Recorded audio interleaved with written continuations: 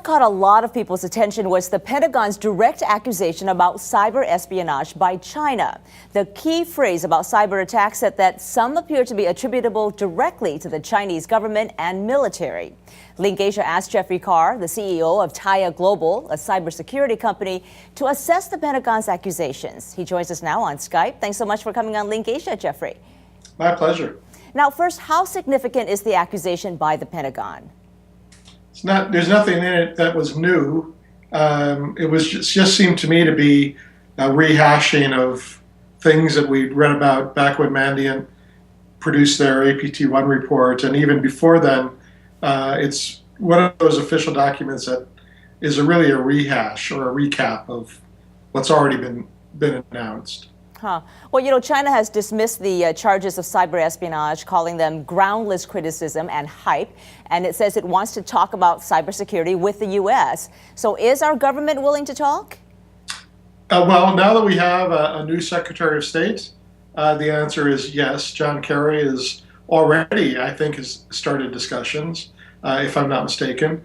And I'm sure that will continue. Also, in a very ironic twist, the Department of Defense, well, they issued this report, just a few days ago. But what's been kept quiet is that the Department of Defense has bought time on Chinese satellites to use for U.S. DoD data transfers, because the Pentagon doesn't have enough of its own satellites. So for the Pentagon to be so concerned about China potentially stealing their secrets, they're essentially hiring Chinese technology to transfer those encrypted secrets. And that really is the big picture here. We rely on China in so many ways that when we broadcast very provocative statements, it's almost silly.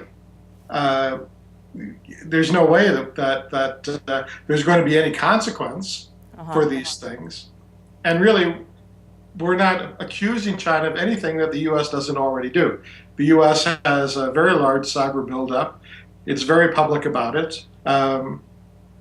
It's only realistic to assume that other countries will be doing the same, including China.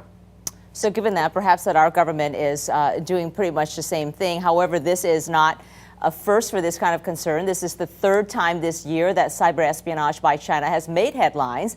There was, as you know, that Mandiant bombshell that said it had located the nerve center of China's hacking. And then the White House urged China to do something about hackers inside its borders. What do you think is really going on? Well, Mandiant blames China for everything. If they had a plumbing failure in Mandiant headquarters, chances are that China was behind it.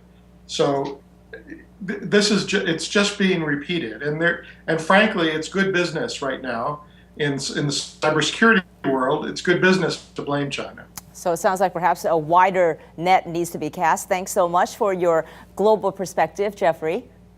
Oh, my pleasure. Anytime. Jeffrey Carr is CEO of Taya Global, a cybersecurity company. He's written Inside Cyber Warfare. You can find out more by going to our experts page.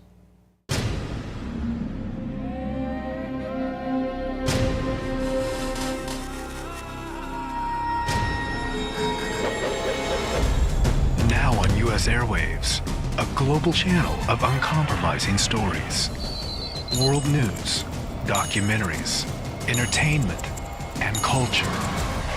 Link TV, connecting you to the world. For more information, visit linktv.org.